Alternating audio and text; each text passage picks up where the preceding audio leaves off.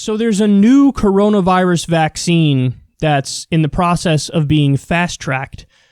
We had covered a vaccine on the show recently, but this is a different one. The old one, the one we discussed a few days ago, was there were trials in rhesus monkeys, and it's like the old school way of creating a vaccine, and it worked pretty well. And the higher dose that you gave to the monkey, the more it was likely they had none of the virus in them after being exposed to it. If you gave them a smaller dose, they had what's called a viral blip, which is like a little bit of the virus in them. But that appears to at least have some promise early on, and now that's going into, treating people to see what happens with people. Now, this is something totally different, and I want to show you this little clip here from CNN. They're going to give you an idea as to how this particular vaccine works and what they're doing. Watch. 3 weeks ago, Ian Hayden was injected with one of the first possible vaccines against the novel coronavirus. He runs, takes his temperature several times a day, and he has not gotten sick. Today, I feel exactly like I did 2 months ago. I have absolutely no symptoms, nothing to report. Hayden was injected with a vaccine using a new medical technology developed by a company called Moderna, which has never had a drug or vaccine approved for market. The basic technology, synthesizing messenger RNA, a molecule in a person's body, prompting the body to make its own medicine. In this case, directing living cells to kill off any novel coronavirus. In theory, the science behind the vaccine should work. In reality, no one knows for sure. Moderna's CEO promoted the company's technology and speed at this meeting at the White House March 2nd, which President Trump ran like an episode of Shark Tank. We want it fast, okay? Most of the companies were talking vaccines sometime in 2021. When Moderna's CEO, Stefan Bancel, took his turn, he told the president this. And then it will be a few months to get the human data that will allow us to pick a therapeutic dose to start the phase 2 right away. So you're talking over the next few months, you think you're going to have a vaccine? Correct. No, with phase 2. Yeah, you won't have a vaccine, you'll have a vaccine to go into testing. Phase 2. Dr. Anthony Fauci tried to temper the enthusiasm. I like the sound of a couple of months better, I must be honest. The next day, the FDA greenlit Moderna's product for a trial, and within weeks, the federal government pledged to give Moderna up to $483 million, more than any other vaccine company. Moderna had an edge over other companies. Its scientists had already been collaborating with the NIH on a vaccine for another similar virus, so it was able to quickly pivot.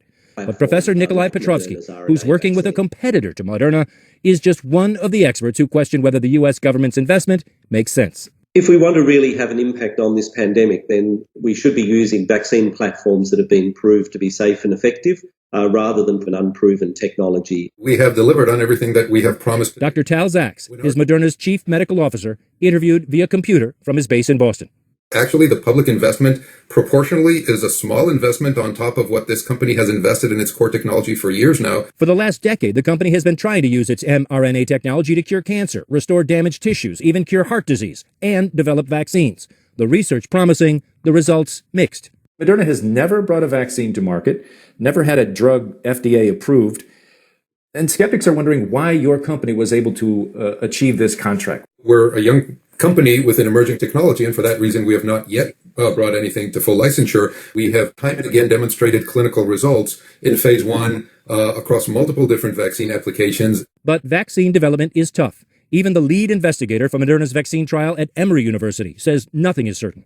If it's successful, it could allow us to shorten the timeline for developing new vaccines in the future, but it comes with its own challenges. Dr. Evan Anderson says challenges for this type of vaccine include that it's difficult to store, difficult to mass produce, and no one knows yet whether it's effective. The NIH is testing Moderna's vaccine on humans without waiting for animal trials, a speed that was unheard of before the pandemic. The company is already preparing to produce its vaccine in mass quantities on the sheer hope it gets approved and can be distributed almost immediately. The biggest source of pressure is the fact that, this is personal. I think for my colleagues and I who are in the front line of trying to develop a vaccine, it's an equal weight of the sense of potential that we can do something about it and a tremendous sense of responsibility that we have to do something about it.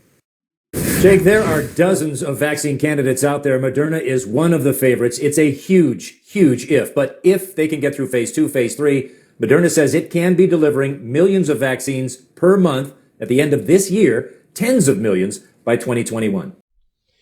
Now, I'm sure we could all understand why there's some hesitation on this front, because the technology and the approach that they're using has not been used before on people, and that leads to question marks because one of the fears is an immune overreaction, that you don't want to trigger an immune overreaction, which can in many ways be equal to or worse than if you got the virus anyway. So, you know, this is a problem because there are competing things that we value here and that we're worried about. One of the things that we want is speed. I mean, listen, we have a pandemic ripping through not just the country, but the world right now. Over 65,000 Americans have now passed away as a result of COVID-19. You have over 1 million official cases, even though the real number is way higher than that, but that's just what we've tested for and what we know for sure. The death toll is continuing to rise pretty sharply. So we want something quickly. Like, we need something quickly in order to help. But that butts up against the reality of the more time you give scientists and experts, the more likely they are to have effective, efficient, safe treatments. So there's a problem. There's a paradox there. It's like, okay, well, do we cut out certain, regulatory steps and rules and trials in order to almost like leapfrog a little bit to get something to the market quicker?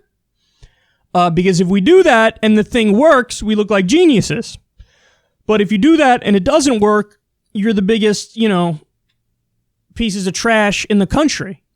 So, and this is it's a serious problem in the same way that, remember when we were having that debate with, like, I forget the name of the bill, but it's a bill, right to try.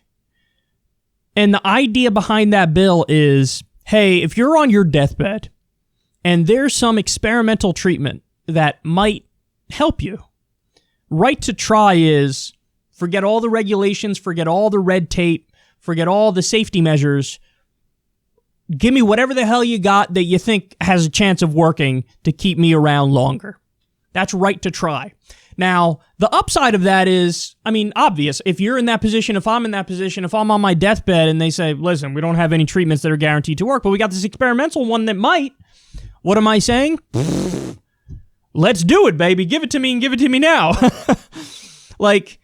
So that's, the upside is obvious.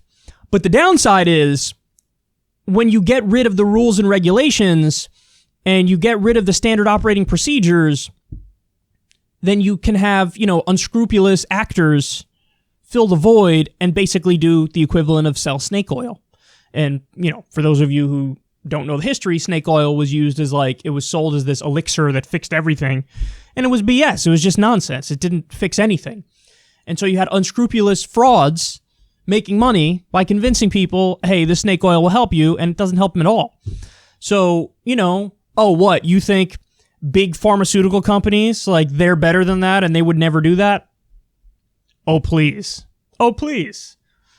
You can make an argument that they would be even worse than a small-time, huckster. That these pharmaceutical companies are totally driven by profit and don't care really too much about the outcomes. That they'll do whatever they can to pad the bottom line. And if it means taking something that has a 2% chance of working and saying, hey, it might work, and giving it to a patient, I could see them doing that. And also, the other downside is, even if they don't have bad intentions, even if they're not frauds, you can have an experimental drug that doesn't have great evidence for it or has mixed evidence for it that is actually worse for the person and kills them quicker. So you have a problem here. You have a paradox here. How much do we value speed? How much do we value doing something versus how much do we value accuracy and efficiency? And those things are at odds with each other.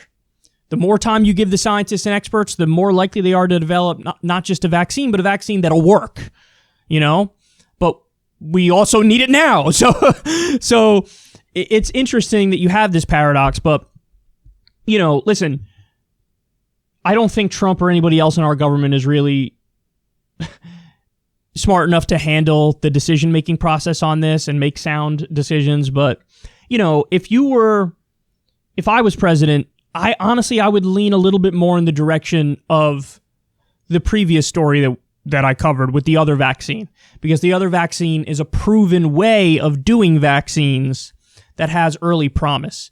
So I'd be more likely to fast track that one than I would be to fast track this one, particularly because this one I think requires a decent amount more study because it's a new thing that we're dealing with here. And the other thing, we have a better idea of what the downsides could be.